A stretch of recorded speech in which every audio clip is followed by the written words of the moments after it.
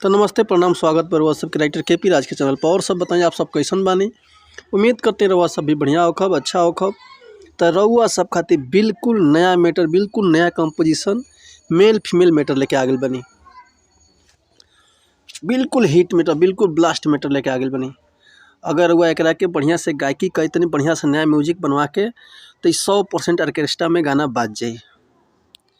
इतना नया मैटर भाई आई देखी कैसे कंपोज हुई के कि तू परेशान लगती हो, बड़ी हैरान लगती हो। जेंट्स के पार्ट में भैया कि तू परेशान लगती हो, बड़ी हैरान लगती हो, दिल खोल के बताओ सोना मेरी जान लगती हो। लेडीज़ के बाद भैया कि जिए न देता देवरा खुद के कैले बा ढूंढी चाकर, पिया सऊदी से जल्दी आकर लगवाइए न ढूंढी पे लाकर। इससे पहले कहो भैया रउआ सबके कि अगर चैनल पर रउआ नया बानी और गायकी में इंटरेस्ट बा, नया नया मैटर हुआ कि नहीं मिलत, बढ़िया गाना नहीं मिलत, अगर हमारा चैनल पे आ गए बनी के पी राज के चैनल पर तो चैनल के सब्सक्राइब करी, लाइक करी और बेल आइकन प्रेस कर दी कि कोनो भी वीडियो हम अपलोड करी तो सबसे पहले नोटिफिकेशन रहुआ सबके मिले। तो आई देखिए कि गावे के कैसे बा कि तू परेशान लगती हो, बड़ी हैरान लगती हो, तू परेशान लगती हो, बड़ी हैरान लगती हो, दिल खोल के बताओ सोना मेरी जान लगती हो।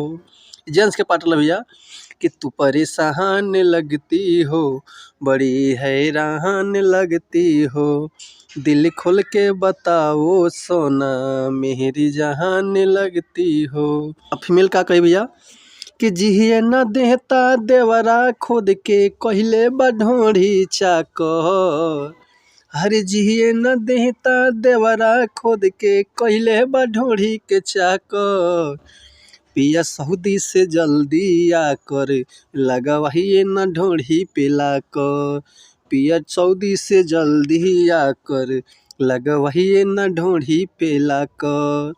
तो उम्मीद करते रहो सबके मैटर बेहद पसंद आए। अगर नया म्यूजिक बनवा के गा देते बढ़िया से तो 100% बाकी गाना बाज जाई। ये रउआ गायकी के ऊपर डिपेंड करता है कि रउआ कौना भाव से कौना लय से के गा सके। जितने बढ़िया रउआ गायकी करे उतने गाना ब्लास्ट करी।